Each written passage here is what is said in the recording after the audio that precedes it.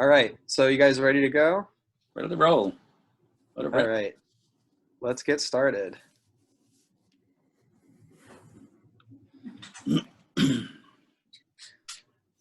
All right, good morning, folks. Welcome to Getting Around Rhode Island Without a Car. My name is CJ. I am going to be the moderator today. Let's see, here we go.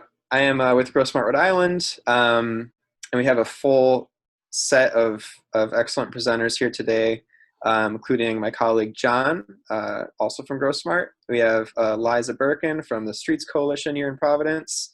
We have Kathleen Gannon, the board chair of Rhode Island Bicycle Coalition. And we also have Bill Scully, who's with Green International Affiliates. We're going to have a really great chat about what the title says, getting around the state without a car, what it looks like right now, what it might look like in the future, the real logistics and, ease and unease of getting around without a car, but also the advocacy behind making that process a lot easier for folks. So we're going to have a lot of talk today about the advocacy behind increasing transportation options for everybody. Before we get started, just want to talk a little bit about the summit and Grow Smart. Normally we'd be having this in person at the convention center. Obviously we're disappointed that we are not able to see everyone's smiling faces and shake hands and share some coffee and everything, but we are really glad that we're able to have these weekly webinars on Wednesdays. I think it affords a lot more participation from everybody like y'all that are here. And we're really, really glad for that. We will still be having a full plenary session. John, what is the date for that? I always forget. September 25th. September 25th. So it's a half day thing. We're going to have the awards program as part of that. We're going to have some great speakers lined up. John, you want to cover the speaker bios really quick for the half day plenary? Sure. So the two keynote speakers include Scott Spencer, who is Associate Director of the Annie E. Casey Foundation. He's also the board chair for Smart Growth America, so he's got a really good perspective. And then the other keynote speaker is Washington Post columnist E.J. Dion Jr.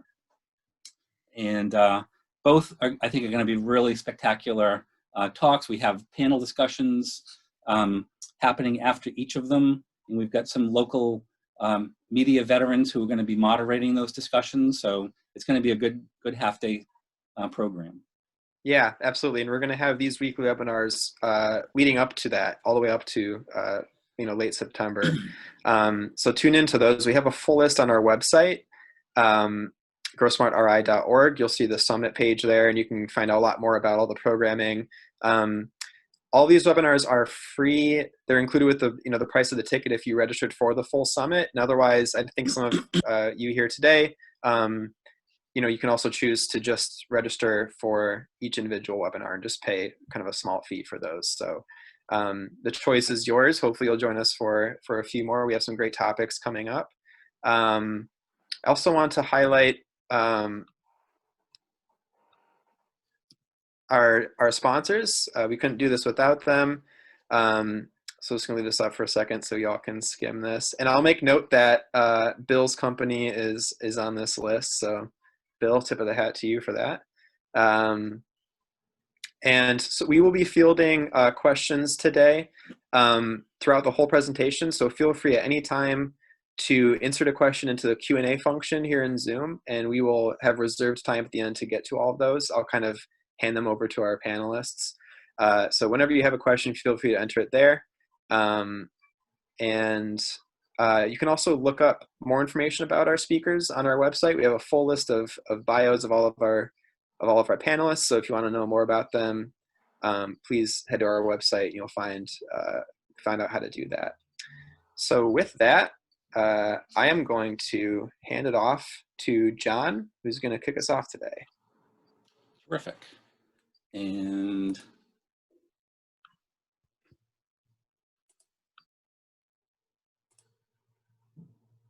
let's see.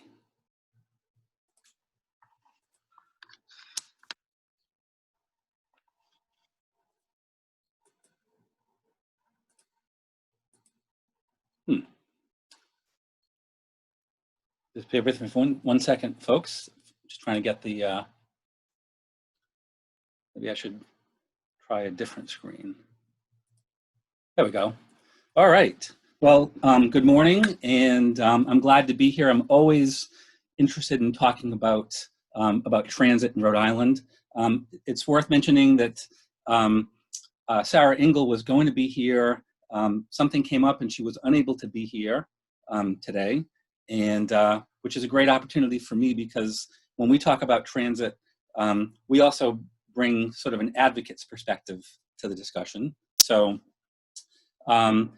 what we're going to talk about, let's see here, is really, we want to cover three things. One is the state of our transit system today, efforts that are underway right now to shape a better system, one that works for more people in the state. And then also we have to end with at least talking about some of the remaining challenges, because there are challenges, and the work when it comes to advocating for better transit is really never done. So the other thing is, we can't really have a conversation about transit without talking about the impacts of from COVID-19. They've been devastating to transit. As soon as the lockdown occurred toward the end of March, obviously ridership fell dramatically, and RIPTA continued, however, to transport people for essential jobs in essential services. RIPTA also, we feel, responded appropriately, instituting passenger limits, which you see in the lower left-hand corner there, as well as a very rigorous cleaning and disinfecting schedule.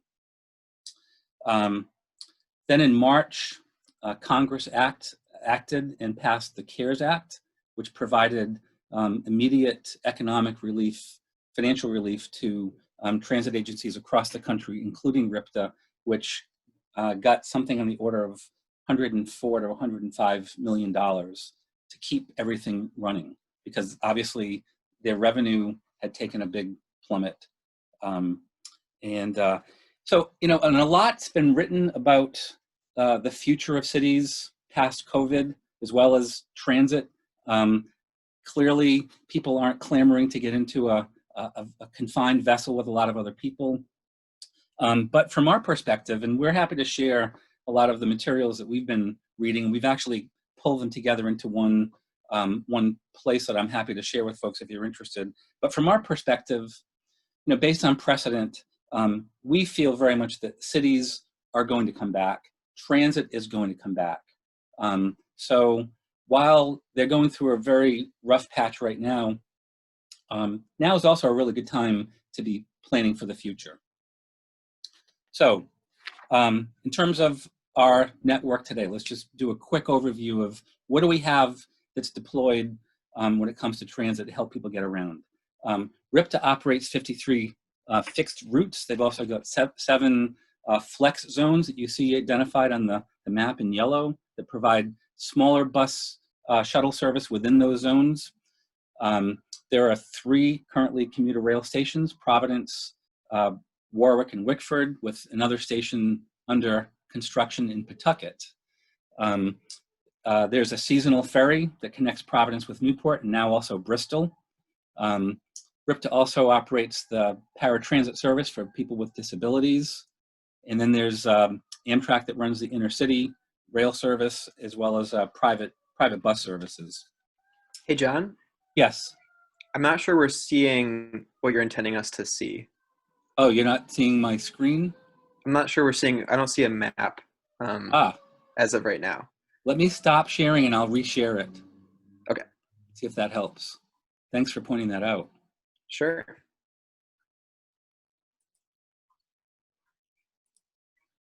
Let's see if I can. Oh, there, yeah. Hang on for just 1 second. I apologize for the goof up here. Let me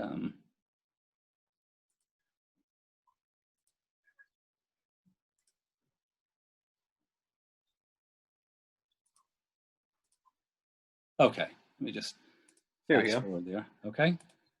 So we covered that. So if we're talking about building a system that really works for more Rhode Islanders, these are the factors that really determine whether somebody's going to opt for transit, right? So we're talking about how long is it going to take, how long do you have to wait for the next bus to come, right? That addresses the issue of frequency. How long is your trip going to take to travel compared to maybe how long it takes to get there by car? Can you get home from a second shift job? In the past, when RIPTA has had to make service cuts for budgetary reasons, they've oftentimes cut the hours of service, a span of service. And in some cases, it prevented folks from being able to get back from second shift jobs. How many transfers are you going to have to take? And will your connecting route be there when you need it to be there? So these things all together really determine whether or not people are going to, for people who have a choice, whether they're going to take advantage of transit. And while transit service is most heavily concentrated along corridors where more people live and work for obvious reasons, it's worth noting that in Rhode Island, 77% of our state's population lives within a 10-minute walk of a transit stop. So we've got a state, we're small, but it's got the bones for really having a first-rate transit system. We have a lot of work to do in shaping a transit system that's faster, more convenient, and appealing. And I think we're on our way.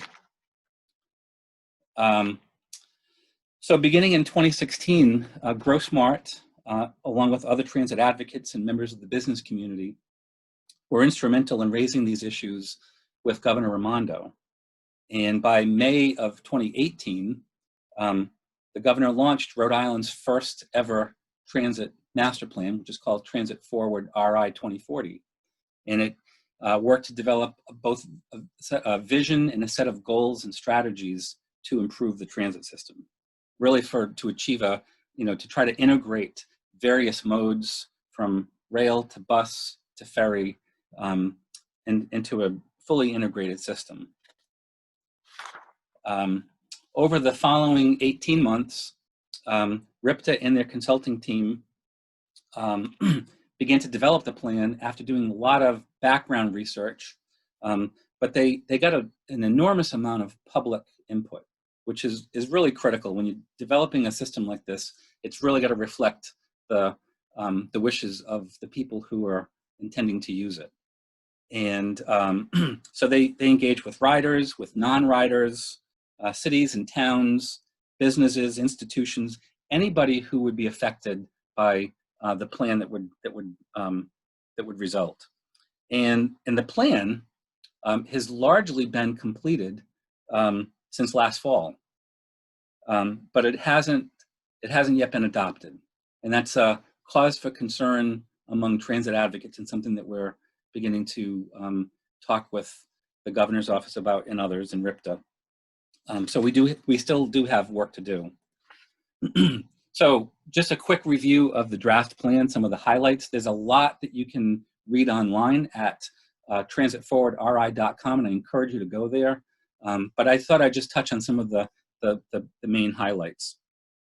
I will say that I think that the plan is very bold. One of the things that we were concerned about on the front end is that maybe it was going to end up doing some tweaking at the edges, but really not be transformational. And I'm very pleased to say that from my perspective, at least, it is a very bold plan. Looking at the Metro core area first, the highlights there, and that's really where the highest concentration of people and business activity takes place. The provisions within the plan are going to result in much greater frequency, which translates into much less wait time for people. So where you need to get from point A to point B, it's going to happen much more quickly. This includes, and I'll put my pointer here, this red line is a proposed light rail line that would go from Central Falls to TF Green Airport. Now this could be either a light rail or it could be a bus rapid transit. Bus rapid transit being buses that sort of operate like trains. They're in a dedicated lane, and they're high capacity and they can move very quickly. It also includes fast and frequent rail service between Providence and Boston, which is something that has been a high priority for a lot of business leaders, and certainly the governor has made that a top priority as well. And it includes easier ways to get crosstown. One of the current challenges is that it can be very difficult to travel east and west on transit. A lot of the routes do very well going north and south, but not so much east and west. Talk about the importance of dedicated lanes, right? So this is an example of one along the downtown transit corridor, which is currently under construction between the train station and the hospital district. These dedicated bus lanes are actually being painted now. There's some that are done that are closer to the train station, but the idea here is to move the buses more quickly, because and we'll hear more about the importance of speed in just a moment. In terms of the statewide highlights, one of the things about RIPTA is it's one of only 2 statewide transit agencies in the country, the other one being Delaware, another small state. That has its advantages and disadvantages, but the draft plan includes improving transit accessibility from around the state, with 4 routes that would have regional rapid bus, which would be something of an express service, and it's most akin to what we know with the R line right now that runs along North Main Street. So that does move much more quickly than a traditional bus route would. They don't have dedicated lanes, but in some parts of the state, you really don't need a dedicated lane. You really need them when you're closer into an urban area where there's a lot more traffic. It also includes a mobility hub for each community in the state. These are places that would be located, they would in partnership with the local municipality, but a place where you can make easy connections. You can access a bike share or a scooter, and where there'd be amenities and places where people can be. So that's a really nice feature to it. In terms of travel time, we talked about this a little bit before, but in some cases, presently, it can take twice as long or more to travel by transit than it does if you get a ride in a car. And as long as that's the case, it's going to be a real disincentive for people who otherwise might be interested in taking transit, but they're not going to do it if it's going to take twice as long. So as part of the plan development, RIPTA and their consultants have developed these travel time comparisons. This is just one example, and there are many like it that have travel time savings similar to this. And this is where I think it becomes a game changer. So in terms of the timeline for the development of this plan, as I mentioned, it got started in May of 2018, and we've been stuck for a while here at this very last stage. As I mentioned before, the plan is largely complete, the draft plan, but it hasn't been implemented. And we've been calling for that to happen. I understand with COVID, it's, it may be tone deaf to be launching a major transit plan at this time. However, it doesn't have to be a big, grandiose launch, but I think that the importance of having a plan that's adopted comes into play when we talk about how to get this funded. And there'll be more about that in just a moment. Let's see. So it's a good sign that the governor talked about transit in her State of the State speech, and I thought I'd just play this quick clip. I think it's important to hear it from her directly because it's quite encouraging. Let me know if you don't hear it, CJ, and I'll just skip it. Yeah, not hearing it, John. Okay, all right. So I failed to activate a a setting that would have enabled you to hear it, so I apologize for that. But essentially, the fact that she included it in her State of the State speech, we think is important because it put a level of importance on this goal and objective. And what she was calling for is for Rhode Island to approach transit in much the way that we approached our roads and bridges several years ago. Very bold, controversial when it came to the funding source, but it's getting the job done. And so we were very pleased to hear the governor talk about this. This was obviously back in January. Let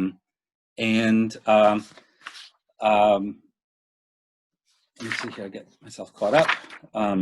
So now on to the challenges.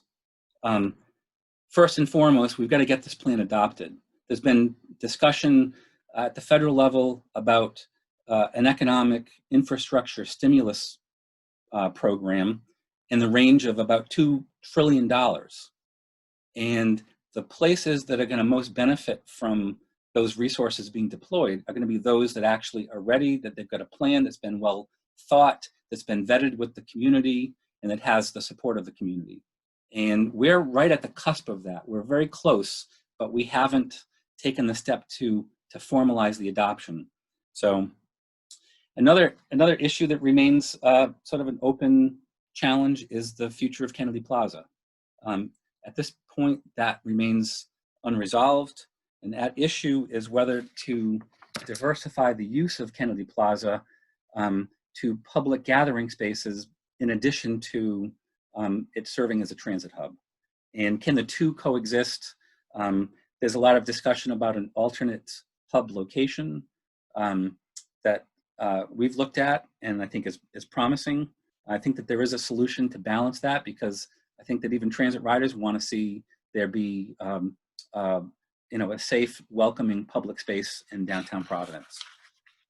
And this is where advocacy comes in, and the importance of having a voice.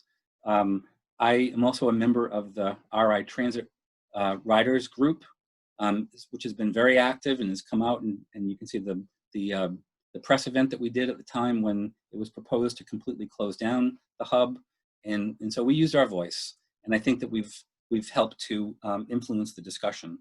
But we've got to keep the pressure up. If we want to see this type of thing get enacted and get built, we think that there's going to be opportunities for it to be funded, but we've got to have our ducks in a row. So I'd encourage anybody who cares about the future of transit to consider contacting the governor's office as a start and ask about the status of the transit master plan. Can we get this thing adopted so that we'll be prepared when federal funding becomes available as part of the reconstruction? So I guess to sum it up, I'm encouraged, I'm hopeful, but we've got a lot of work to do still. So with that, I'm going to close my screen, and I know we're going to be taking some questions through the chat, but I'm going to turn it to Kathleen Gannon for her presentation. Kathleen? Yeah, you've got to unmute though.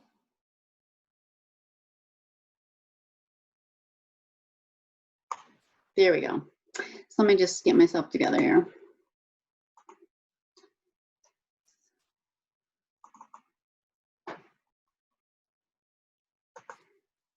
So thank you very much. So as John mentioned, I'm Kathleen Gannon. I'm from the Rhode Island Bicycle Coalition.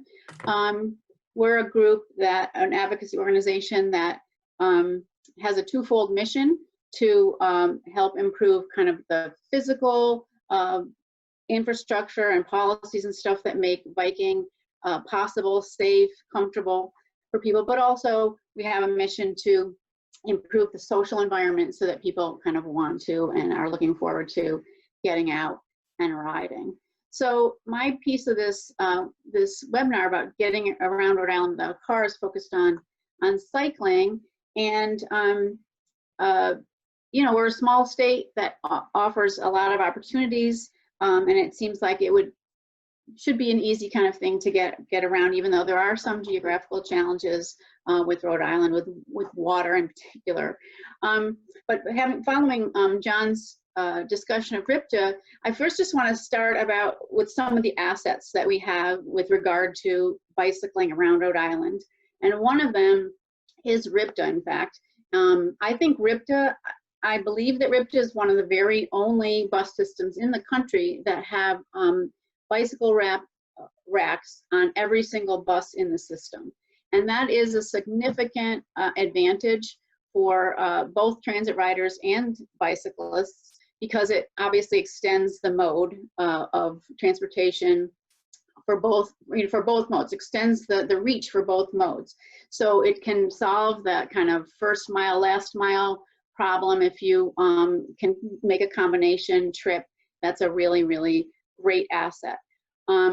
Another asset that Rhode Island has is over 75 miles, and actually growing incrementally, a little bit each year, 75 miles of shared use paths. And these are high comfort paths with that are completely separated from traffic and cars, and if you've been on them, they are absolutely gorgeous. Like the East Bay Bike Path is a gem of a path. It's gorgeous.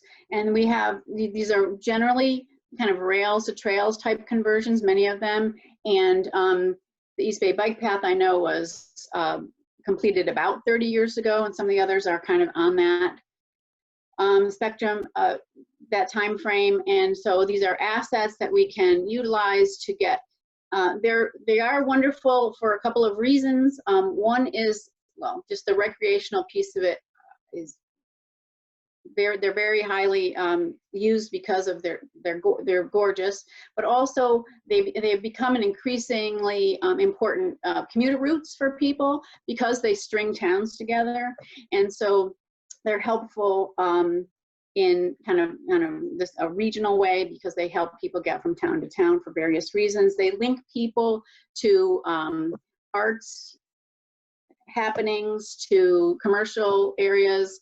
I, for one, am often using the trails to go to a town to eat somewhere.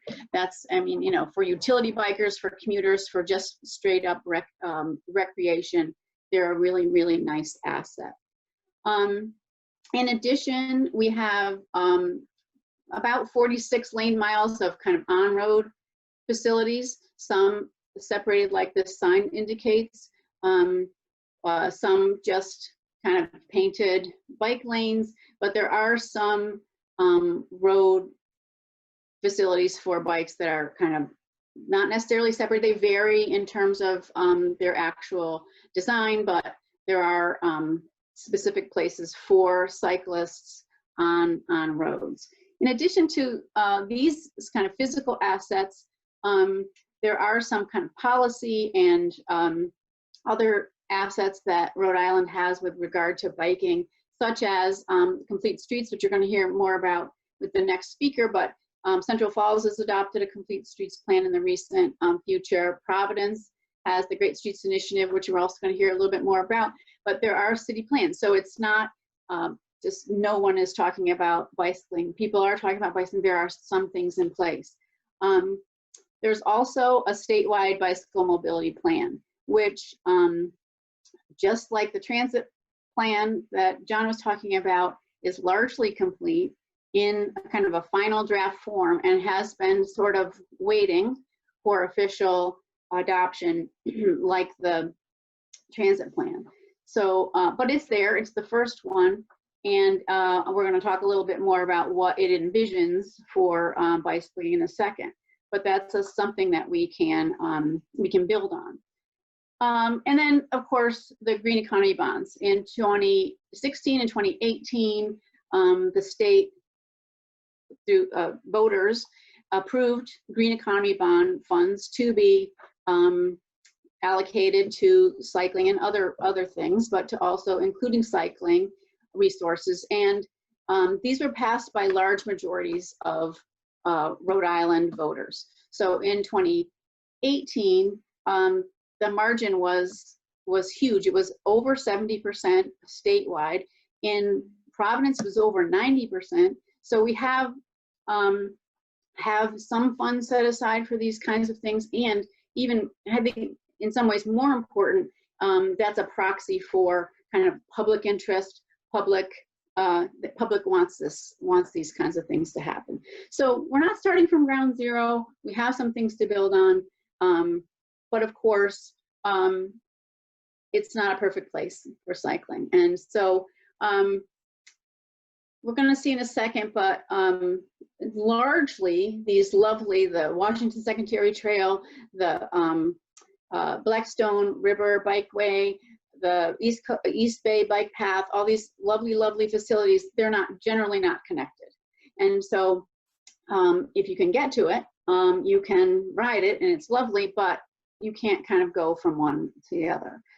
In addition, lots of the on-road facilities are highly inconsistent. So some are very high comfort, so you could put your 10-year-old on a bike and feel comfortable about it. Some are not comfortable at all.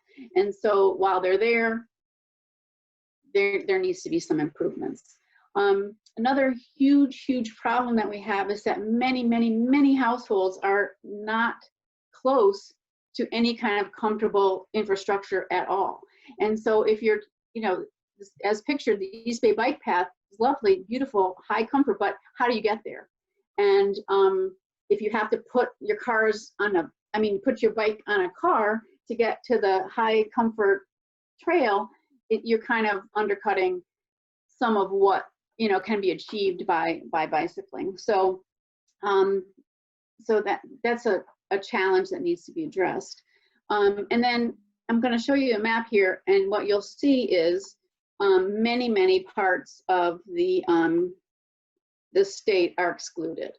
And so just want to show you, this is a kind of live map from RIDOT.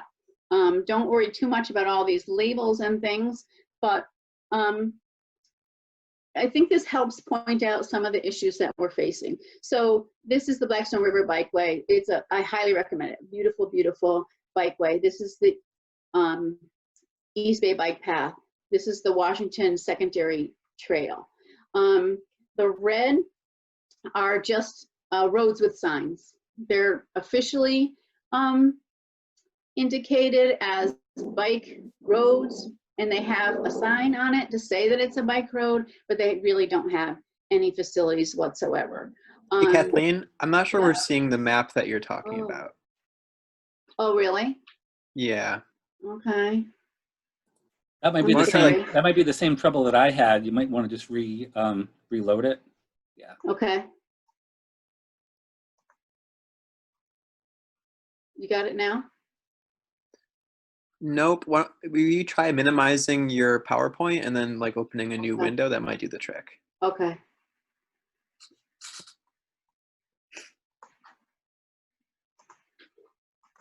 Oh, shoot.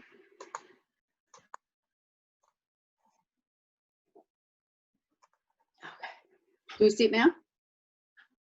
I'm seeing the last screen of your PowerPoint. Okay. Sorry. That's okay. It says my screen sharing is paused. I'm going to just try it again. Sure. Is this better? There we go. Okay. So, yeah, I'm going to just start again. So, the green lines on this map are the off-road multi-use paths. Blackstone River Bikeway, lovely, lovely. The East Bay Bike Path, the Washington Secondary Trail. And so a couple of problems you can see right away. So the green, and I just want to point out again, these red are designated bike routes, and they're designated on, some on this map, but they only have signs. And so, and some of them are comfortable and some of them are very, very not comfortable. So the map helps point out a few things that I just want you to notice. So the green lines are not connected. You can see that. So if you want to go from kind of Woonsocket to I don't know, Barrington, you can, you know, you can do it, but you're going to be on the road for some part of that. The Washington Secondary Trail, if you're over here and you want to get there, it's some on road through Providence.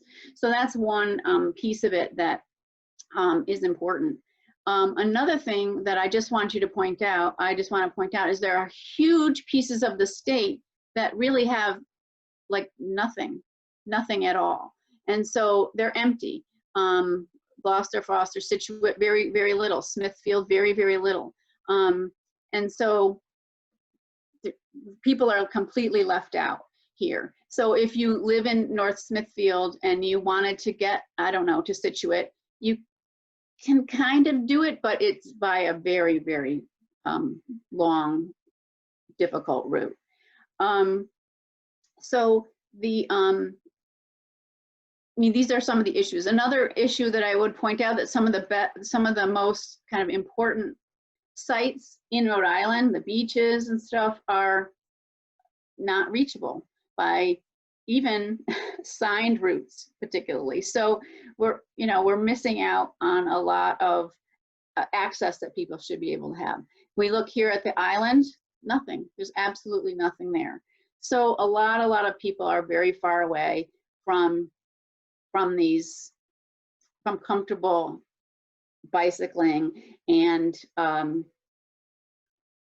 that's an issue. Another thing I will just point out too is that the what we're seeing with COVID is there's a huge increase in the number of people who are bicycling. So as opposed to the transit system, the kind of cycling system, if you want to call it, has seen a big increase. And so there's a lot of people who have an interest in and are getting their bikes out. There's just fewer opportunities for exercise, and they're starting to see, are starting to see the value in getting outside and active recreation. So then, we need to do better. We need to do better here. The other thing I want to just point out too about the buses, while we appreciate that there are racks on every single bus, there's a 2-bike maximum on every bus. And so if you're riding with a partner or and there's one bike there, you're kind of stuck. Or if the bus comes and it's already full, and that we know that's a problem in normal times. That is a problem for some routes that people are trying to commute with this combination, and they can't get on the bus because the racks are already full. So, we do have some work to do. All right, so let me just see if I can go back to my PowerPoint.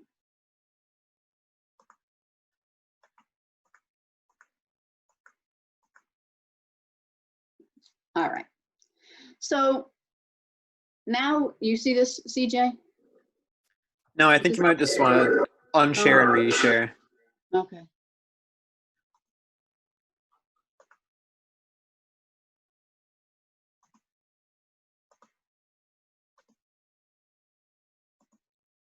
But I don't want to do that now. I want to go back one now. I'm sorry, hang on.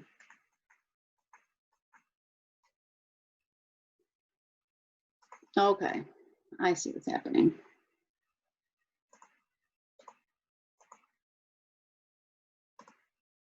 All right, catch up with myself here.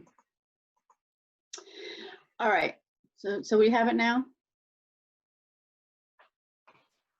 Just seeing you right now. Okay.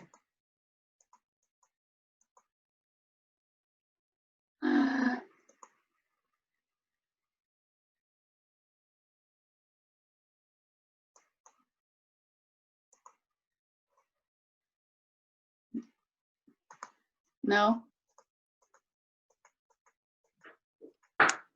For some reason, you're not sharing your screen. Okay. me just,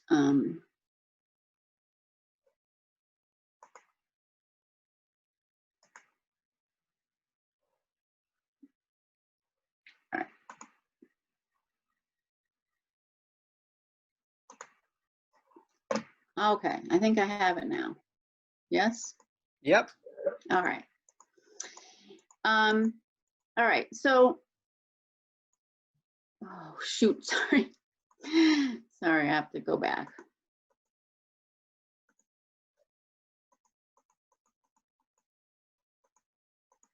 All right, so when we start to now talk about what is possible, and what is possible for biking is very well laid out in the bicycle mobility plan. And again, it's kind of caught up in this long-range transportation plan. It's been largely complete in the complete draft for a couple of years, and waiting for approval and being adopted. So, but what you should know about it, is that it went through a, like John was saying about the transit plan, a very robust public process for incorporating public input into what people want in terms of access to cycling.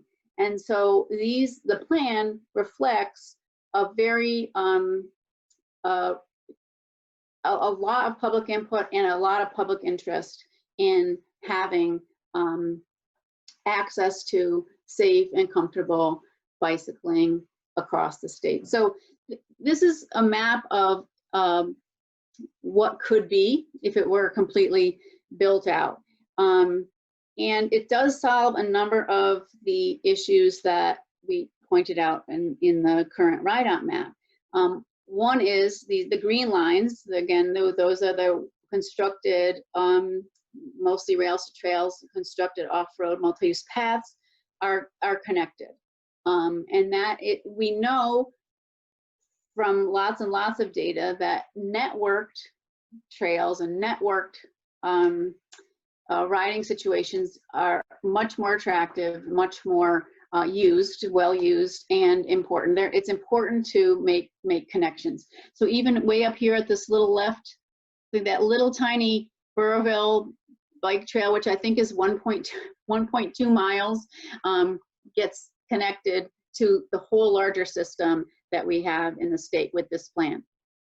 And so this does a couple of things.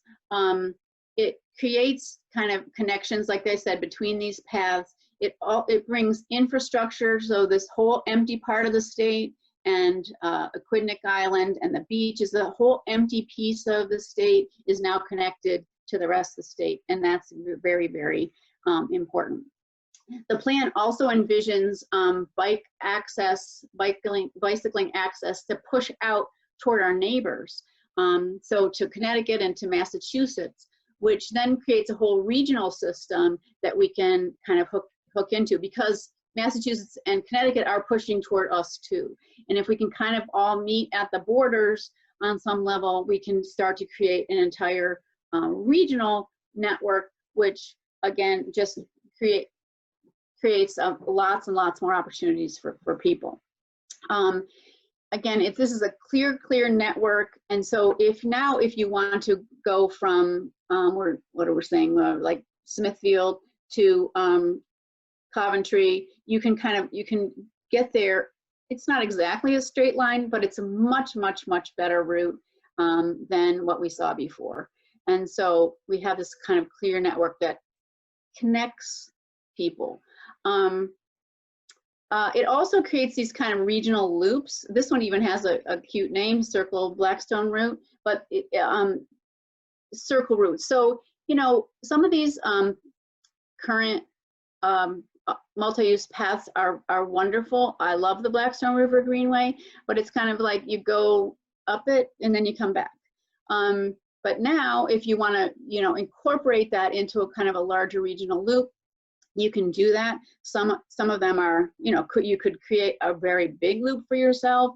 You can kind of go out in one path and come back in another path, and that just makes for much more user friendly and interesting biking around. So largely what we're saying is that the bicycle mobility plan kind of helps and connect much more of the population. So if you see all these many more households are within an easy, have easier access to the system, to the cycling, and to kind of getting where they want to go from wherever they are.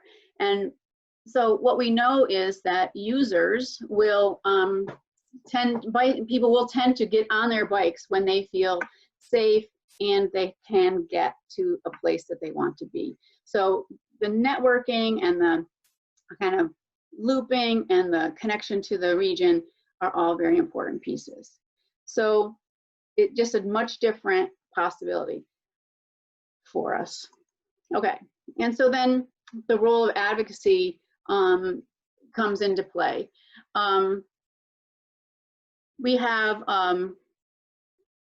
just a lot of pieces of advocacy that we need to work on. RIBIKE has spent a good deal of their time in the last number of years kind of keeping track of the state transportation improvement plan, transportation alternatives, how green economy bonds are spent, tracking changes, objecting to changes, you know, kind of keeping our eye on the process and how funds come in and go out and interact with this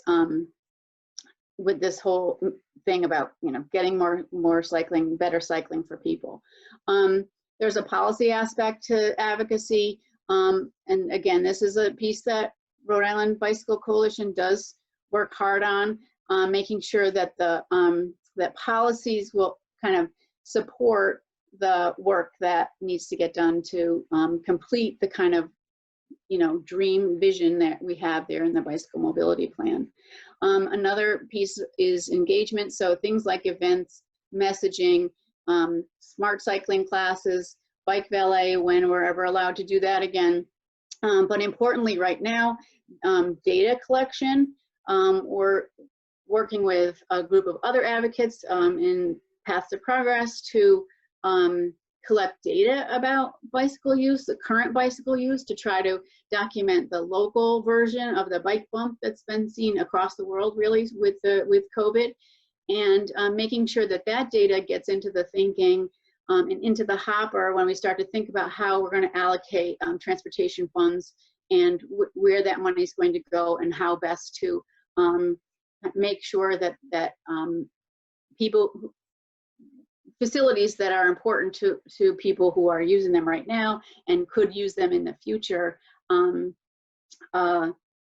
get placed in the right place. And speaking of which, priorities is another thing that advocates need to help, and that is helping select priorities based on data, best practices and all that, emphasizing things like equity and safety and connection that make sure that we're spending funds in the right kinds of spots.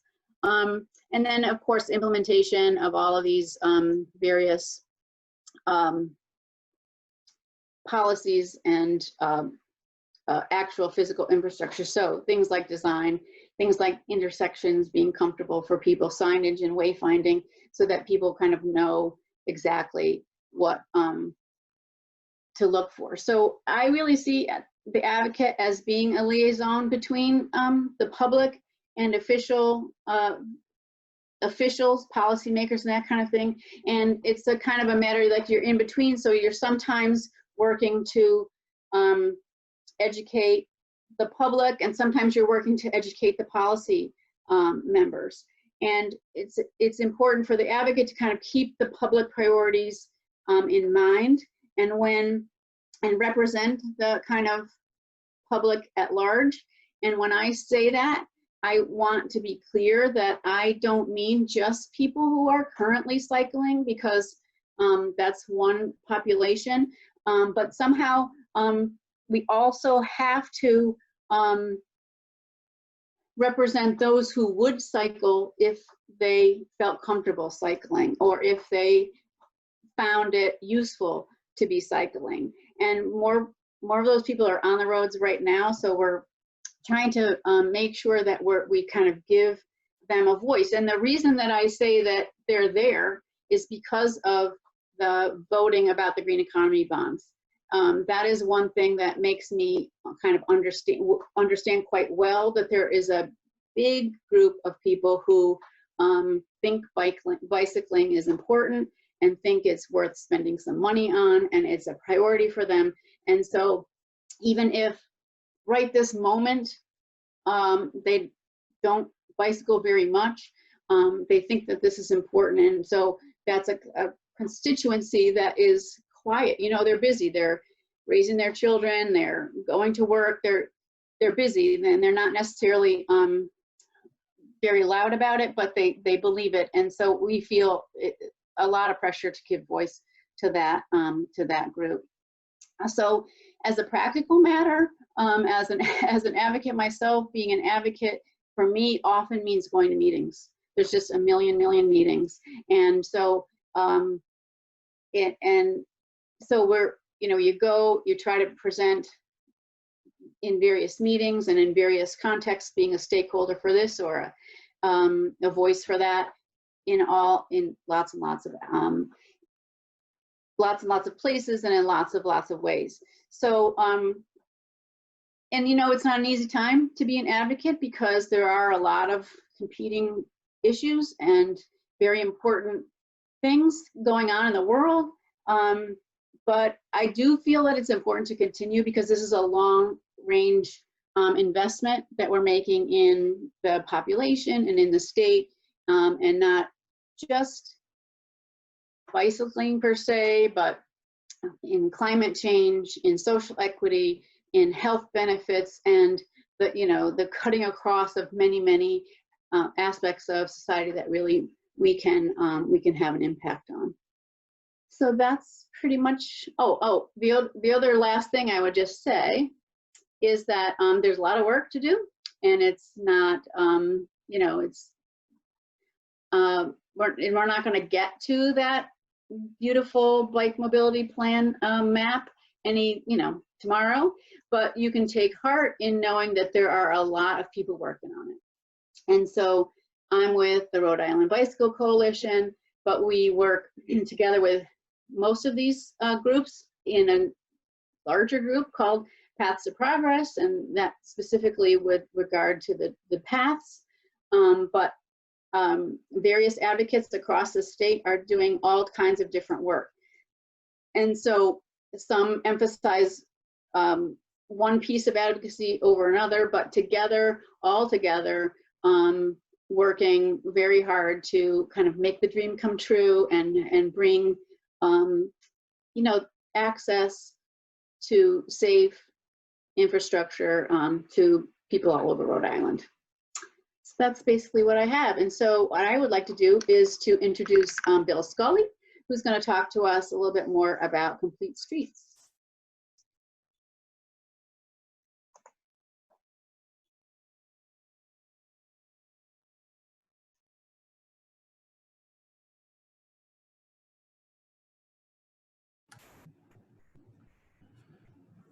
Okay, let's see.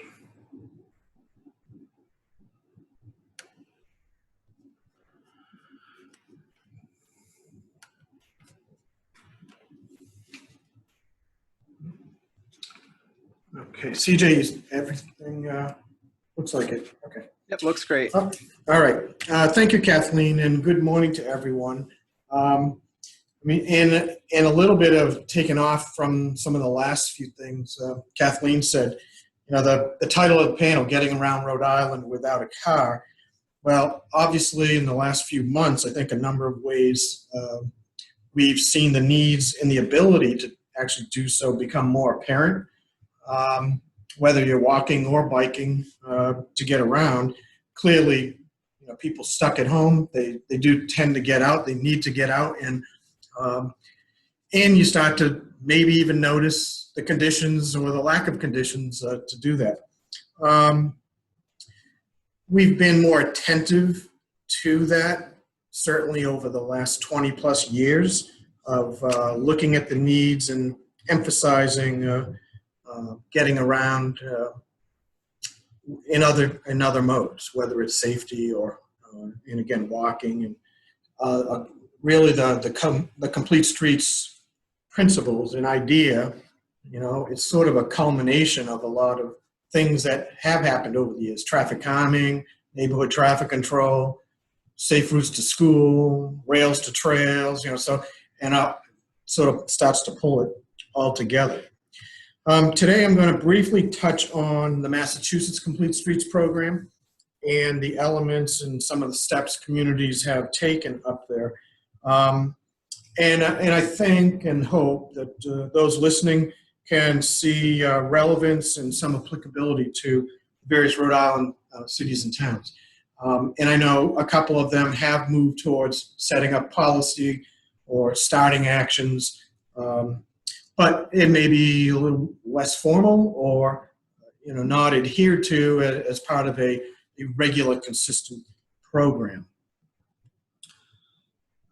Now let's see. Okay, so I'm sure most of everyone listening knows what complete streets are at this point, but essentially this is taken from the Institute of Transportation Engineers Complete Streets Council, and it just defines really complete streets. It considers all users of the street, whether you're a pedestrian, bicycle, people with disabilities, seniors, children, moving goods. It's a curbside type of activity with respect to businesses, but it's looking at it really in a whole. But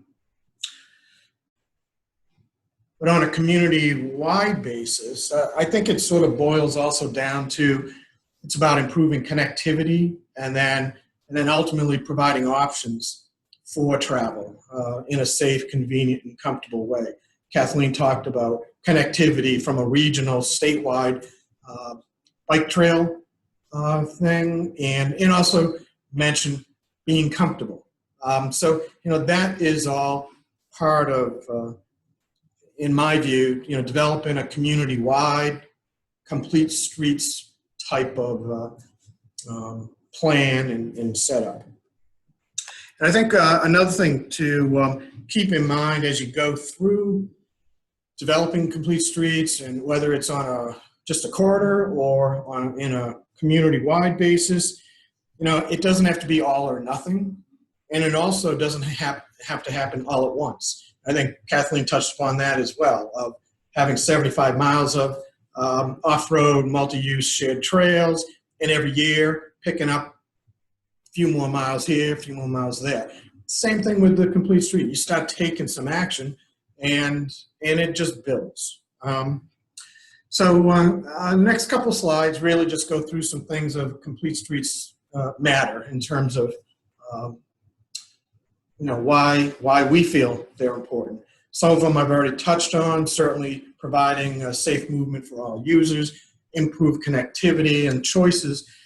And ultimately, through all that, you begin to develop a more comfortable environment for the community. And as people get out more, because they have facilities and they can be accommodated, you start to see improved health outcomes. You have business districts, village centers, have their vitality or viability enhanced because people want to go there and hang out and can do that without necessarily driving. This is just a speed related to safety kind of graphic. Complete streets matter because, well, if everyone's driving really fast on the road and you have a biker out there or people are trying to cross, speed really does matter. And it all plays a part in terms of developing that safe, comfortable setting. 20 mile per hour, if a pedestrian gets hit, pretty much 80% chance you're going to survive. And hopefully well, but survive.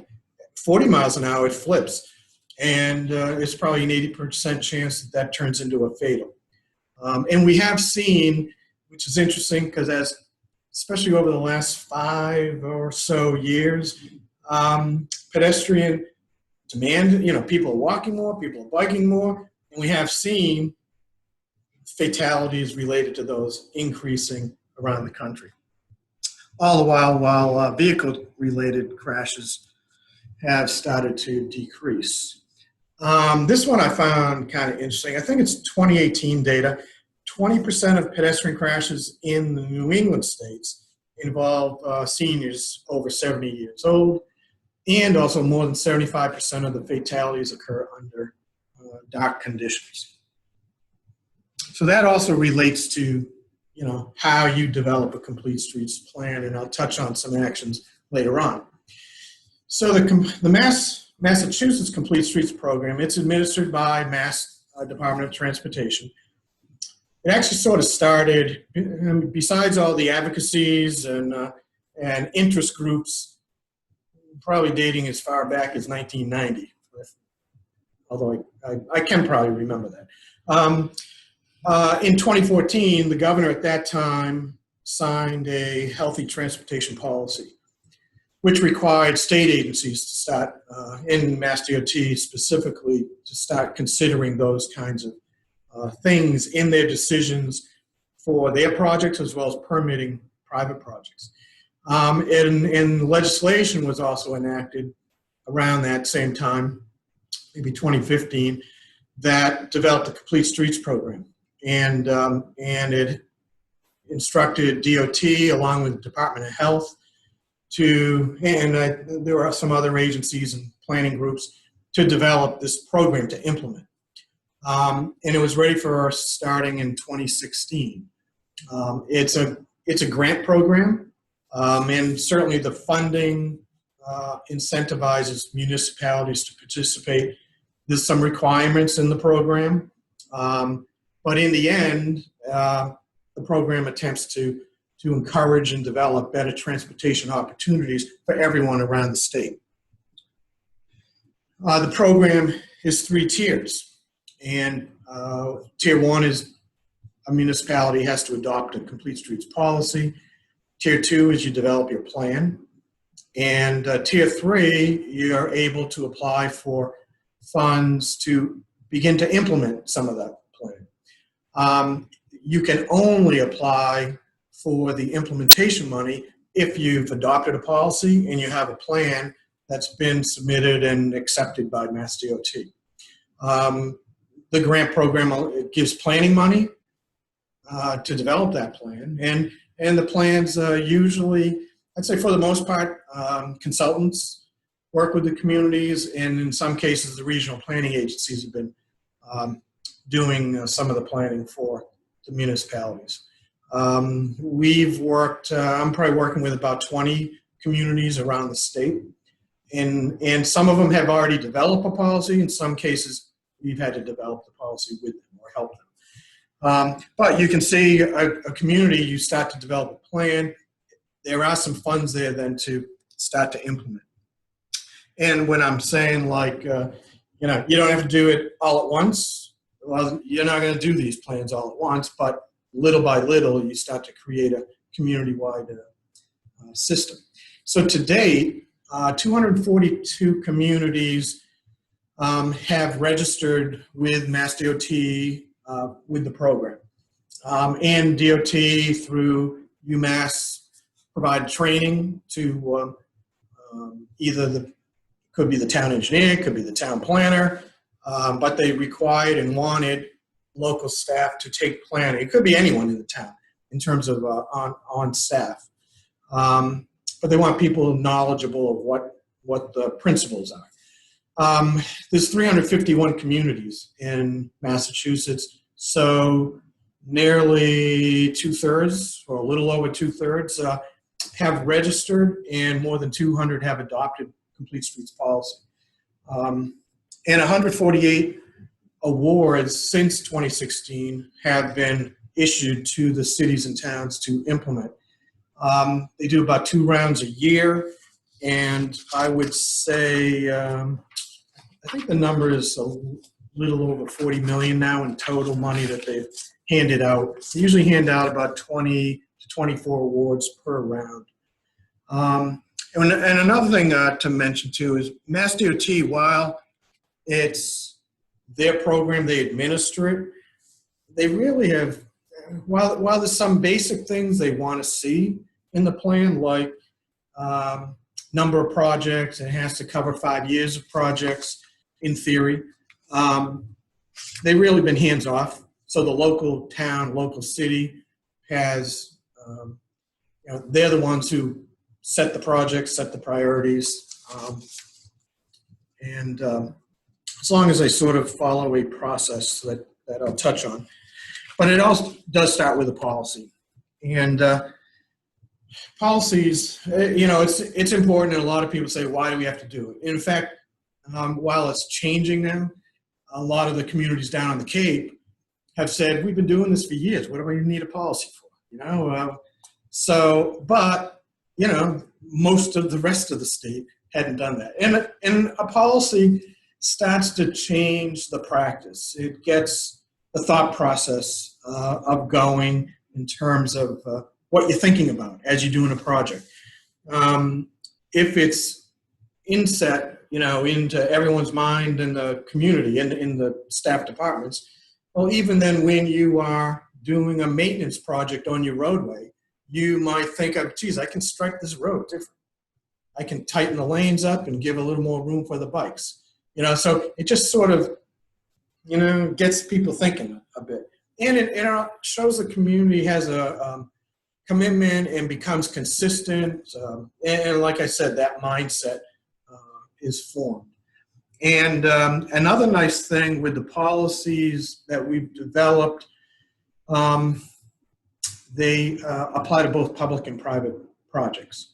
And there's things in there too that deal with, hey, I really want to put a sidewalk here, but I just don't have the right of way and I can't buy the property. So there's things that allow flexibility in decisions at the local level.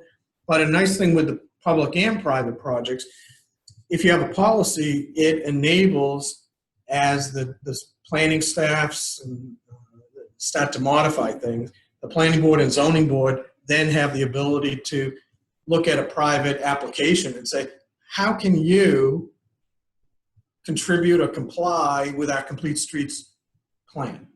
You have the plan, and they can then do things to fit in. Let me see, I hit a wrong button. Come on. Oh, there we go. Oh, let me go back. All right, so the complete streets, the policy does have a number of components. These are in the big bullets are what are major ones. So it goes through implementation process, how you measure performance. So if I add so many miles of sidewalk a year, or so many handicap ramps are put in per year, or number of bicycle parking spots per year. So it gives you a way to see how are we doing. And obviously best practices. And what we try to do in the best practices is identify a lot of sources and also indicate that, hey, these change all the time too. Try to stay on top of things. MassDOT provides some guidance in a template, but we also use Smart Growth America as a major resource. And a number of our policies we've developed with communities have been ranked by Smart Growth America in the top 10 over the last few years. So let's see. So a lot of times we get into then developing the plan. And we really try to not reinvent the wheel. We try to develop a plan really pretty quickly. It's not like, sometimes you get into the comp plan update or you mentioned the state plans can take 1 or 2 years to develop and then another 6 months to whatever to adopt. And we get these done in about 3 months. We try to use maybe a town has a comp plan, maybe they have an open space and rec plan, maybe they have corridor plans, could be anything. We try to see what's happening, pull things together, use GIS and mapping to identify gaps in system. We identify the roadways that serve major public facilities, parks, schools, key buildings like libraries, senior center. We do some drive-throughs to see, do these facilities, roadways have sidewalks? Are they in good condition? Are there any pedestrian crossings that might be mid-block, might be at intersections? Are they good, bad, unsafe, invisible, transit stop? Again, is that accessible? And the list here is a lot of the issues and needs that we see community to community. Lack of or inadequate ADA compliant ramps. And sometimes that's really tough because sometimes those guidelines change quickly. So now you have to have detector panels on everyone. Well, maybe 10 years ago you had the right grade of a ramp, but you didn't have a detector panel. So technically that would be not compliant. But we've also seen many cases crosswalks are put in a corridor, maybe a mid-block crossing, and it goes curb to curb, but the curb's still there so that no one can get off the sidewalk, no one can get back on in terms of stroller or wheelchair. Or in some cases, you do have the ramp on one side, but not on the other.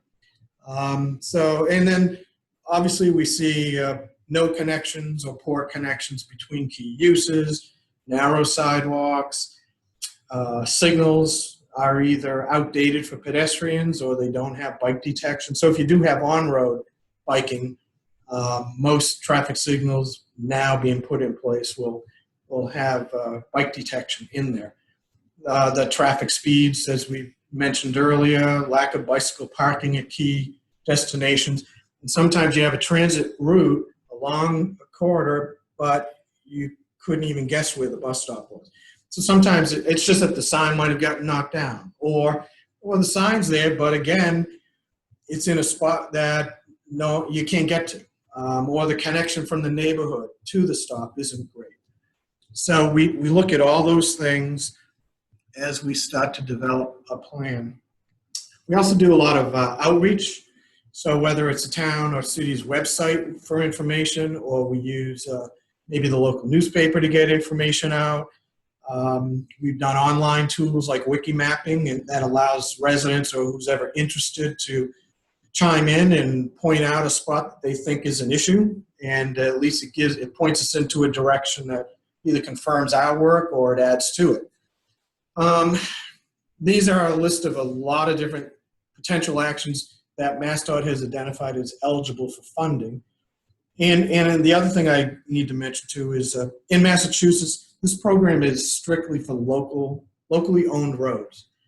So if it's a state-owned road, we would not be able to use Complete Streets funding for that. They really want it for all the roads that the town maintains and owns, try to get their system up and running.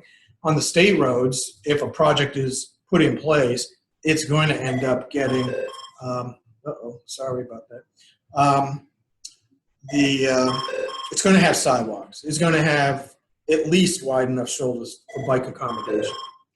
Another thing that, a couple of interesting things here. I mean, some of these aren't really on the DOT list, but through our work with the cities and towns, they've come up in discussion. Sorry, let me. Okay, sorry about that. Shade trees. Street lighting, those kinds of things no one was really thinking about, but in one case there's a residential neighborhood near a commuter rail station and a sidewalk exists, but during the late fall and winter, the residents really don't feel like walking. It's about a half-mile walk in the dark. So street lighting would be an eligible action to encourage that walking connection as opposed to them now having to drive a half mile and get into the parking lot. Shade trees. I never felt the difference as much until I really started getting involved in all this stuff at the physical level, like taking a walk and assessing things, and walking a half mile on a sunny day with no trees, and then ending up in a walkway with trees, and it's a 10-degree difference. And and makes a big difference. Another one was seniors living in a certain spot a mile from the center of a town, loved walking, but we said, well, yeah, but if we get some benches, maybe a bench every quarter of a mile, gives them a spot to rest before they, finish their trip. Let's see if this, come on, there we go. So I'm just going to quickly go through a couple of examples. Littleton, it's a small town northwest of Boston. So they identified 15 projects. And a project could be bike parking, and within that project, maybe you have 10 different locations for bike parking. So you might end up spreading that out a little bit over time. But they had a total of $4.6 million of projects, sidewalks, parking, speed feedback signs. We did the plan in 2016, applied for the implementation money in 2016, and the project was completed in 2017, where they built a new sidewalk about maybe half a mile long, repaired a sidewalk about a quarter mile long that connects to it. It connected an elementary school to a neighborhood and then to a commercial center, as well as a sidewalk that could get them to the town center. So it became a nice picture of one of the sidewalk sections is on the bottom of this slide. But we also added bike parking at the town beach, at some of the parks, and in the center of town. Weymouth, more projects, but not as much money. A lot of them were rapid flash, signals for pedestrian crossings, speed feedback signs, transit shelters, and in this case, the town of Weymouth has several places where senior housing is really concentrated. And nearby the seniors were places they like to go. A great diner, the senior center, the library. And as we got into the data, a lot of pedestrian-related crashes. So we started to do enhanced crossing with narrowing the pavement, rapid flash signals, but also where seniors might have to wait for the bus to go somewhere, we started locating transit shelters for them to wait in. So that turned out to be nice. They've completed their first year award, and they ended up going for a second year, got awarded, and year 2 is underway. Quincy's, obviously a bigger city. A lot of projects. The cost is going to be a lot greater, but they had a lot more flexibility and a lot more areas that they could do certain things. So we had some road diets in the plan, buffered bike lane where we took a 4-lane road that went out to the major residential area of the city and lead you into the center. They really didn't need the 4 lanes, and we reduced that to 2 lanes with a buffered bike lane as part of the plan. And that is part of their year 1 award, which it says done in 2019. It started in 2019 and will be finishing up this year. Natick is another one west of Boston in the Metro West area of Mass. This one we did converted a pedestrian crossing that had a PED signal on a very busy road near the train station, and we converted that to a Hawk signal. And it's been more effective in terms of motorists seeing people needing to cross over to the train station. A lot of rapid flash, speed feedback signs. A lot of places have a lot of handicap ramp issues to deal with. Town of Sherborne's a small town, and really a lot of their Complete Streets plan focused on really improving the town center walkability, connecting to where seniors were living, making sure the sidewalk can get them there, fixing up intersections to slow traffic down, and making connections to off-road trails from the street. And let's see, okay, my last slide. So again, I guess a few things. One, I really like the community-wide assessment. And one thing I didn't mention in the actions, when we approach up to develop a plan within the town.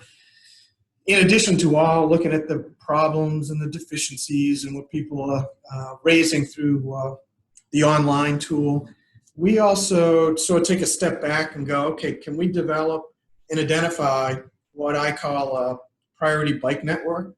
So it won't be necessarily off-road trail bike, but at least within the community, someone living in certain areas, wanting to get to certain areas, you know, there's going to be certain roadways that we try to create that priority system.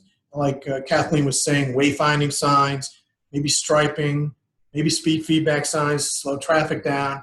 But we try to, if you look at some of the towns we've worked in, it's just a whole network of bikes. And that's just within the town. But all of a sudden you start to do the next town over and the next town after that, and you'll start to see regional trails start to fill in. It eventually will get to that, you know, bigger network of connectivity that Kathleen was talking about. Again, the policy does create the mindset that's really important, and it does move the needle. You don't have to do all your actions all at once, but it gives you the blueprint, and it builds momentum. And a lot of these actions don't really cost a lot or can be incorporated in with other types of projects that you might be doing. And the small actions obviously add up over time. And with that, I am going to turn it over to Liza. Thank you. There we go. Thank you so much, Bill. And I just want to add that I had the pleasure of working on several of several of the complete streets prioritization plans in former work up in Boston, and it was an incredibly powerful experience because a lot of these small towns end up with a transportation plan as just part of their application for these funds. So it's an amazing program, and I would love to see us mobility advocates push Rhode Island to adopt something very similar, for sure. It's very impactful. So my name is Liza Burkin. I'm the organizer of the Providence Streets Coalition, and I'm going to wrap things up pretty quickly today because we're going over time, and tell you a bit about the work that we are doing to try to really see through the implementation of many of these ideas and plans, take them and applying a community organizing and engagement framework to getting it done. So I'm going to share my screen. Whoop.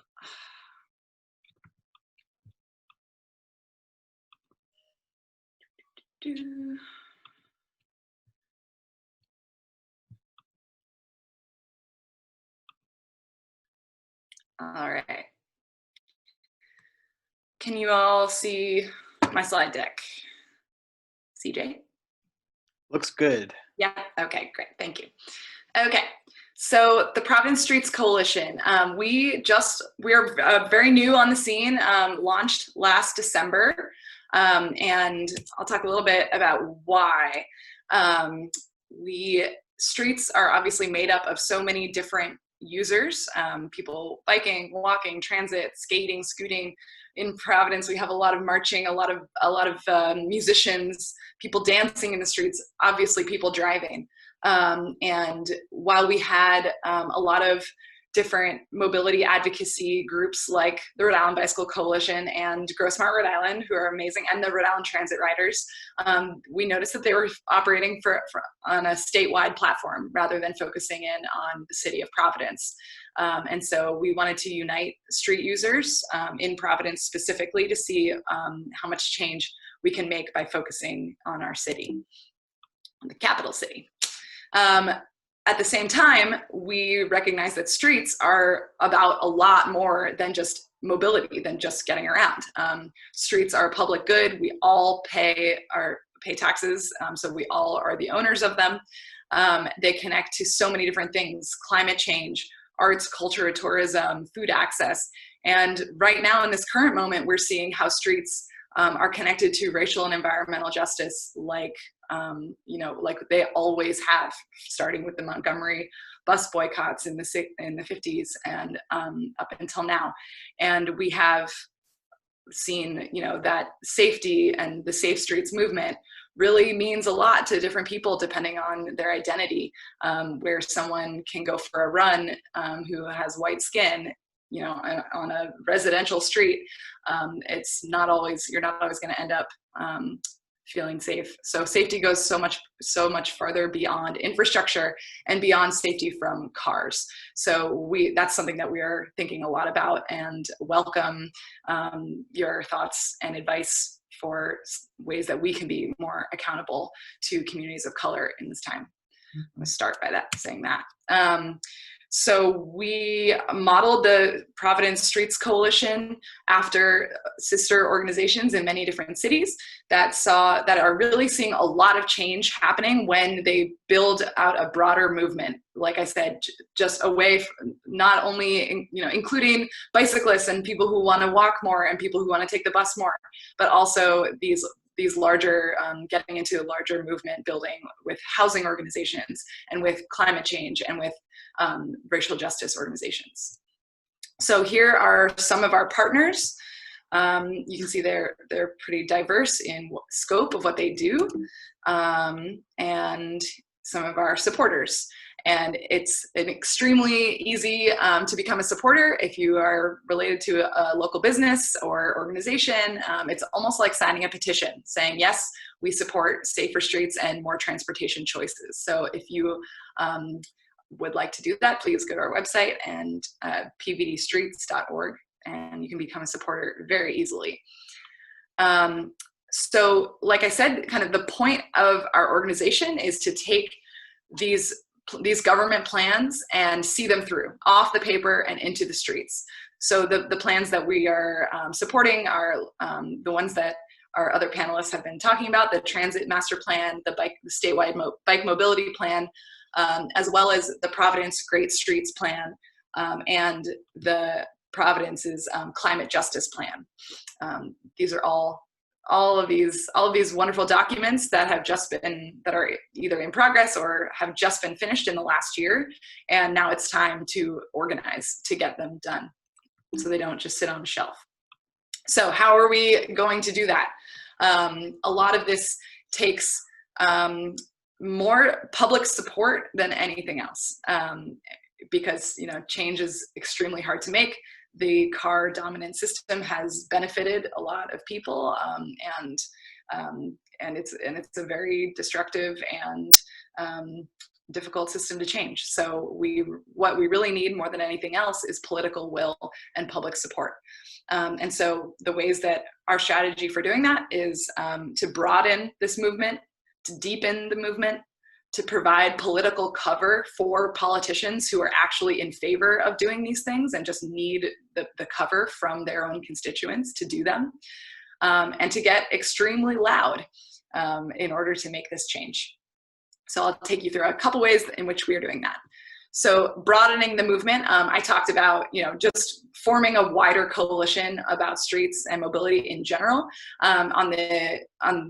So when we launched in December, and it's kind of difficult to launch a mobility advocacy organization in the winter without the ability to host a walk or a bike ride or get on buses in a big way. So instead, we thought about how we could introduce ourselves to the community, and decided to put on a series of mobility justice workshops. And so this picture on the left is from a day at the Southside Cultural Center, where we had about 100 people come in to talk about mobility justice, really focusing on that idea that safe streets means a lot to different people from different identities. And so we had groups including Youth in Action, the Racial and Environmental Justice Community Committee of Providence, a bunch of local historians who talked about the past and how Rhode Island's transportation systems have been built on systems of inequality and ended up where they are today, as well as bringing in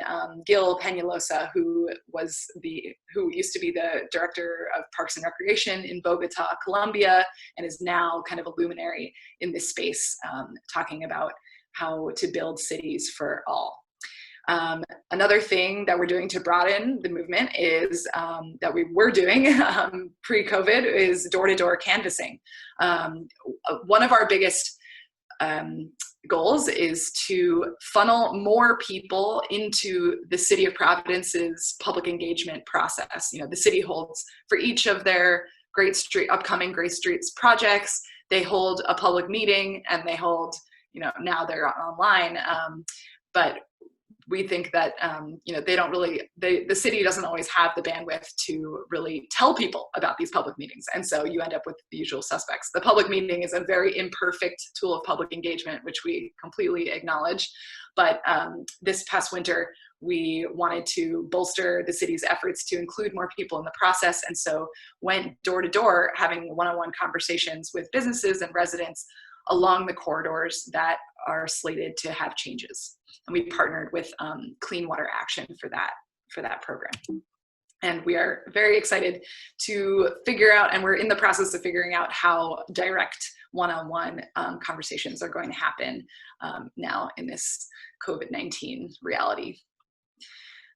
Deepen, so deepening the movement.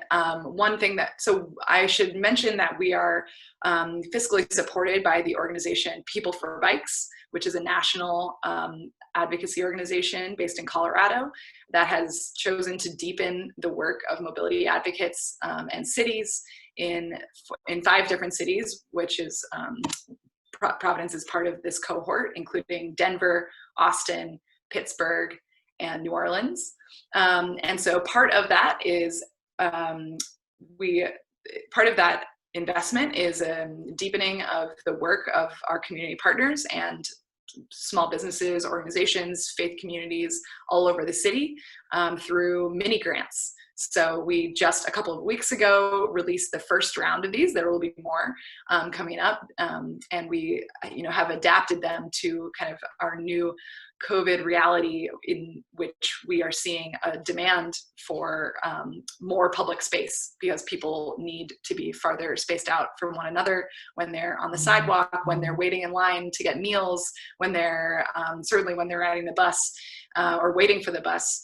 And so these creative and safe streets mini grants are a way are allocating between $500 and $3,000 to applicants for creative projects that are injecting some public art or building grassroots support for safer streets in their communities. Yeah. The third thing, providing political cover. So basically as soon as we launched in December, we started you know, putting out action alerts when urban trail projects, when safe streets projects were under attack by certain members of the city council, and have really built an amazing network of advocates through that work. You know, it's extremely easy. I think time and time again, no matter what the issue is, it's extremely easy to get people rallied up in opposition to something, where it's much, much harder to gather folks and organize folks in support of something. So that is an evergreen issue that will, you know, be difficult throughout this period of making change. You know, the opponents will always be loud. And so what we need to do is provide political cover and make sure that the politicians who are championing these projects really know that they do have people who are in support of the change. So which brings us to the next and final strategy of ours, which is to get extremely loud. So this is like kind of a little sneak preview of the coalition's creative campaign that is going to be launching in about 2 more weeks. It's going to reach between 10 and 20,000 eyeballs per day. You'll see this on billboards throughout the city. There'll be radio spots, there'll be video spots, there'll be online ads, there'll be print ads.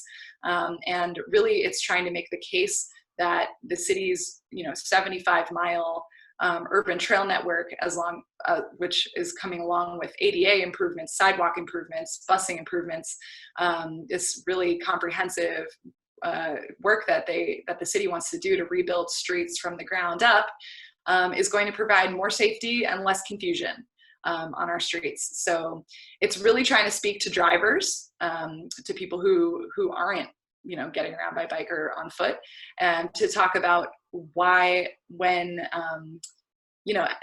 why the streets right now can be so frustrating for people driving. When you have a cyclist in front of you and then they're weaving in and out, they're trying to make a turn. Nobody is really quite sure where everyone else should be. It's a really chaotic landscape out there. And so what we are trying to say is that there will be peace on the road when everyone gets a piece of the road. And that by building separated space for people who are biking, using scooters, running, kind of going in between the walking and driving speeds, it's going to result in a much less chaotic atmosphere and make a way more comfortable driving experience, as well as biking and walking and running and wheelchair using and all of those other things. So look out for this campaign. Please share it. Please share it on your own social media accounts when you see it.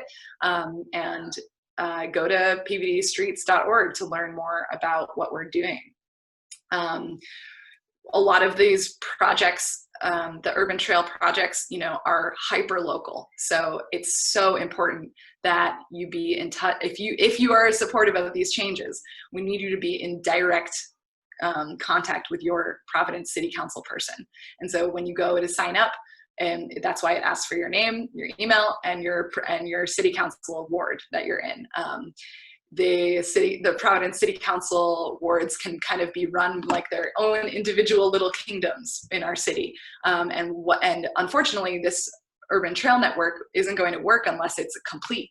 So it really needs to span the entire city.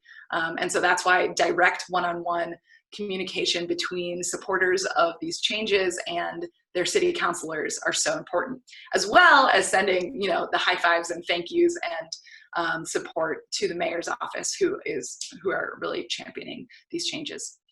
So that's all I've got today. Thank you so much, and really looking forward to hearing some questions. So I will unshare my screen.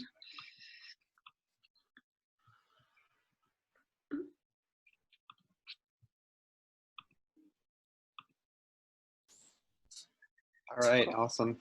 Thank you, Liza, and thank you to all of our panelists. Is a wonderful bit of information. I think we all feel pretty inspired.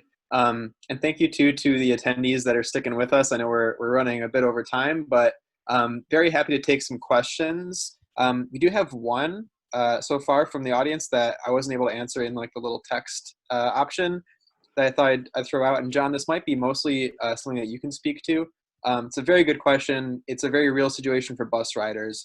So the question is, how do riders handle taking, RIPTA to go somewhere when they find that buses coming back are over their rider limits? I'm guessing this is probably definitely more of a consideration right now, given that there's, I think, a 15 rider cap.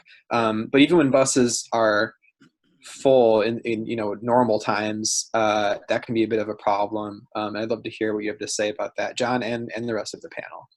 Agreed. And not every bus traveling the road is like the one behind me here, where there's nobody on it. So I understand that concern.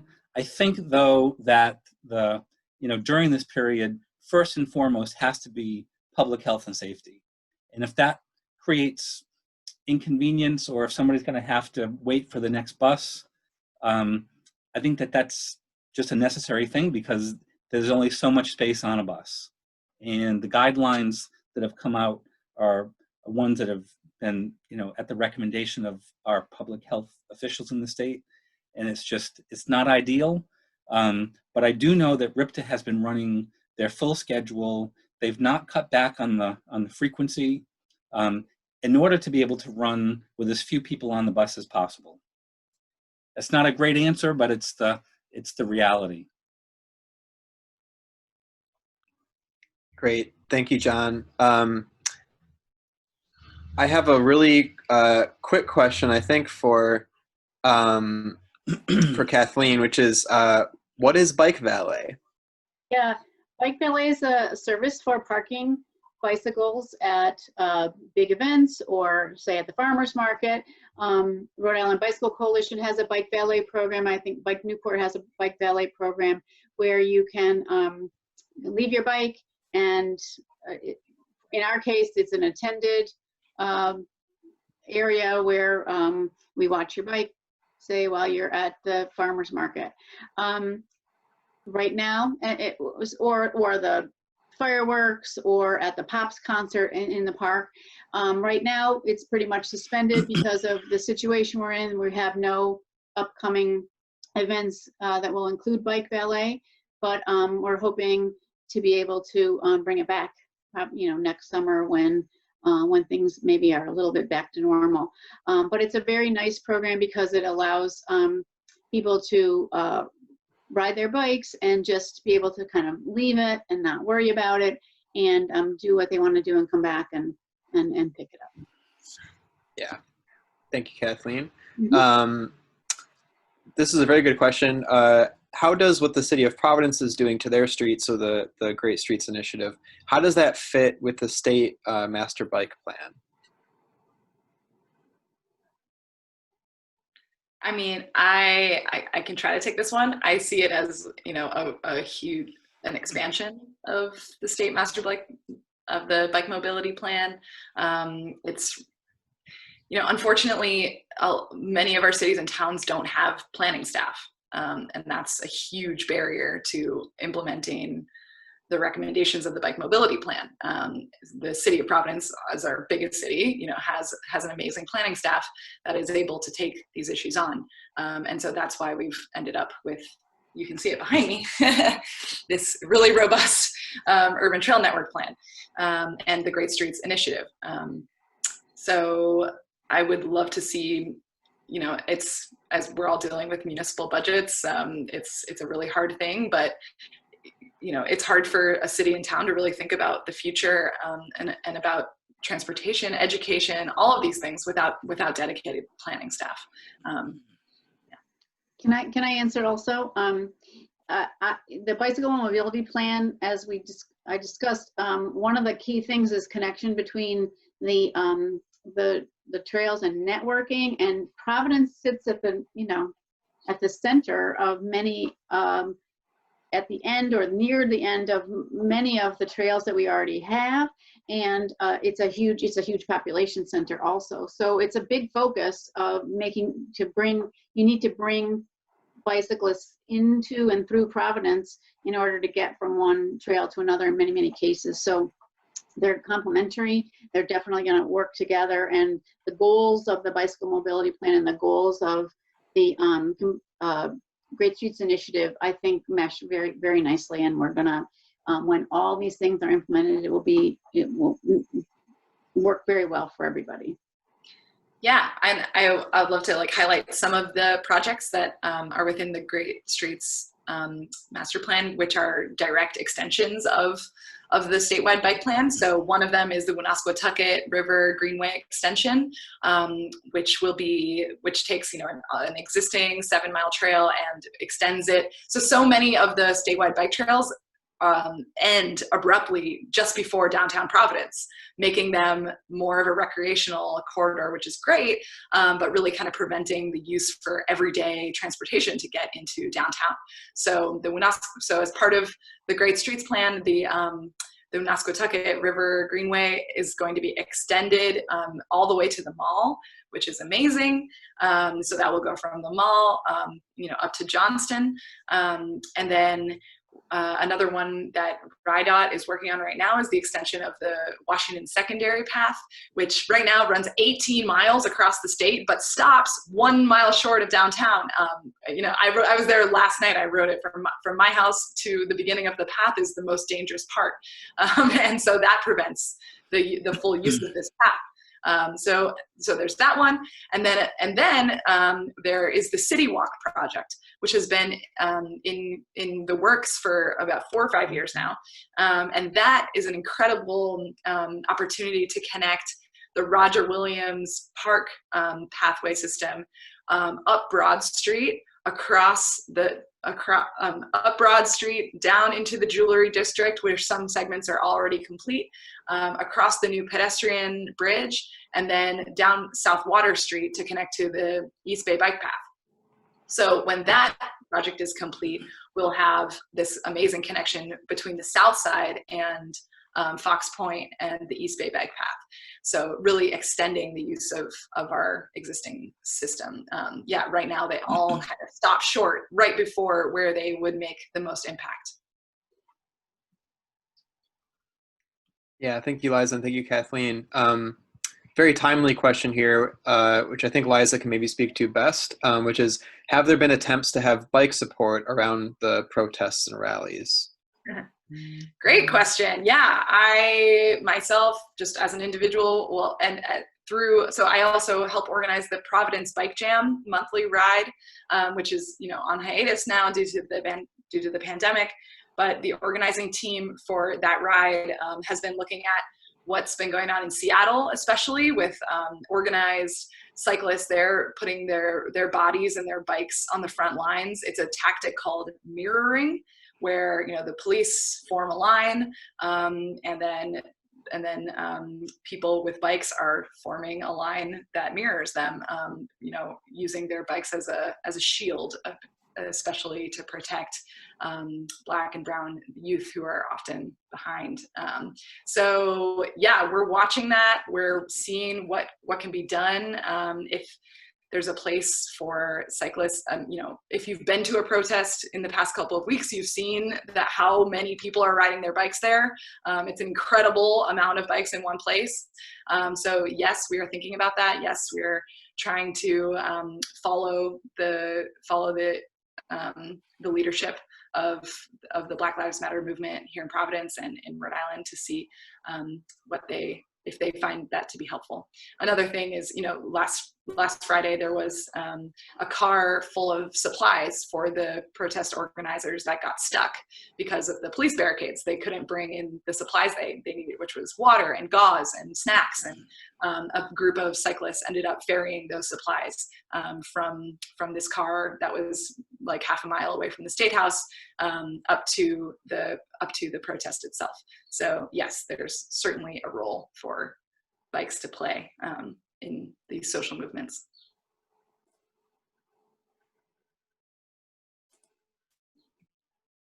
Great. Thank you, Liza. I think those are all the questions that have been submitted to us from our attendees. Since we're a little bit over time, well, we were a ways over time, I'm just going to go ahead and wrap us up.